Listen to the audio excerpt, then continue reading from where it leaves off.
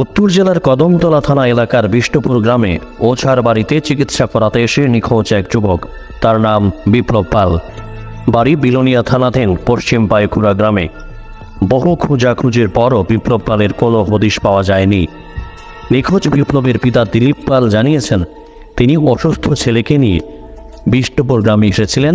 কদমতলা থানা এলাকার বিষ্ণুপুর গ্রামের বাসিন্দা ওঝা মানিক ভট্টর বাড়িতে। সেখানে যাওয়ার পর ওঝা তার ছেলেকে জলপনা দিয়েছিল। একসময় হঠাৎ ওঝার বাড়ি থেকে দৌড়ে পালিয়ে যায় বিপ্লব।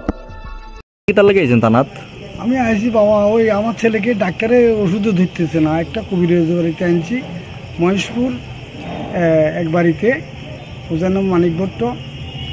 ওইখানে আসার পরে জলপড়াটা দিল, এরপরে আমি অনেক খুঁজি করছি, পাইতেছি না। মানে আপনার সামনের দিকেও গেছে? আমার সামনে থেকে গেছে গা, ও তাইও কিছু চলে আসবো, এরপর আমরাও ঘরে দিয়ে খুঁজে চাইছি, পাইতেছি না বাবা। আপনার ছেলের নাম কি? আমার ছেলের নাম বিপ্লব পাল, আর আমার নাম হলো দিলীপ পাল। আপনার নাম দিলীপ পাল? আমার নাম দিলীপ। বাড়ি কোন জায়গায় আপনার? বাড়ি বিলোনিয়া, ওয়েস্ট পাইকুলা।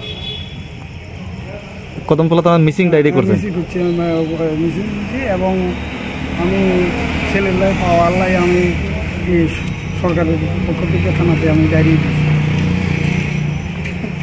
কটার সময় গেছে? ও মানে 10টা বা 11টা এই টাইমে। আজকেও গেছে? আজকেই।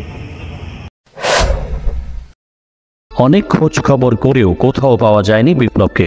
অবশেষে এই ঘটনা লিখিত আকারে কদমতলা থানার পুলিশকে জানিয়েছেন দিলীপ পাল, কিন্তু পুলিশও মানসিক ভারসাম্যহীন যুবক বিপ্লবকে উদ্ধার করতে ব্যর্থ। Bureau report, jam 24 news.